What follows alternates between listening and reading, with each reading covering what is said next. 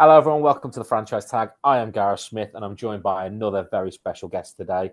We're joined by Jesse Linders, the Vice President of Community Relations for the New York Jets. And you're over here in London. Welcome.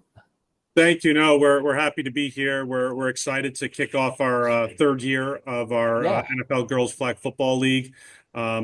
We have 28 teams part of the league this year, close to 300 girls, and this first day to get everybody excited is going really, really well. And obviously, you mentioned it is the third year, which is quite monumental in itself, because obviously quite a big commitment the New York Jets have done to not only the UK, but now also Ireland. We'll come on to that in the very near future. But obviously, it's been a big commitment. How important is this international development to the New York Jets as an organization? It's huge, and it's really for two reasons. The first reason is we want to grow the game of football. The UK and now Ireland are our global markets, and we want to treat those markets as we would our own fans back home and bring things to them like girls flag football. We do a lot of that back in the States.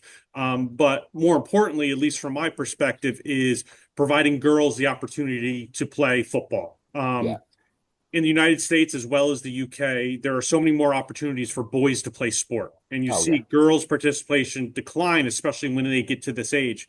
So it's incumbent on us to provide those opportunities, because you just see improved development, leadership skills, confidence, perseverance. All those sorts of traits can be built from continuing playing sports, and especially the one that we consider the greatest one in the world, American football.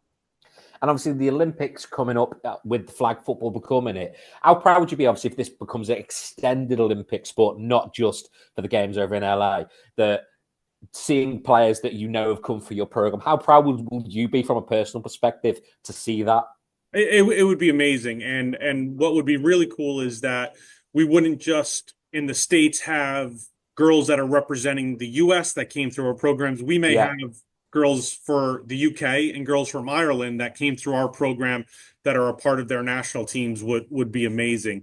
What we love about flag football is that there's very low barrier for entry.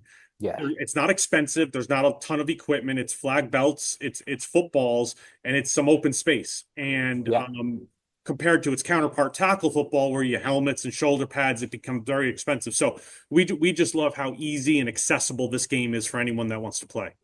And the good thing as well that for the UK, there's flag belts and stuff are something that a lot are readily available because of a contact sport we have over here, which is fairly similar in rugby. So a lot of schools will already have that part of the equipment nailed down, in effect, to be able to set this up. So the transition to try and get it more grassroots, I think, is the fundamental to the growth of the game long term, particularly when you look at trying to get players, international stars, into the league, which I think is so crucial. Yes, I know we've got F.A. Abada over in Washington. We've got Jermaine Illuminor over in your fellow New York team at the Giants.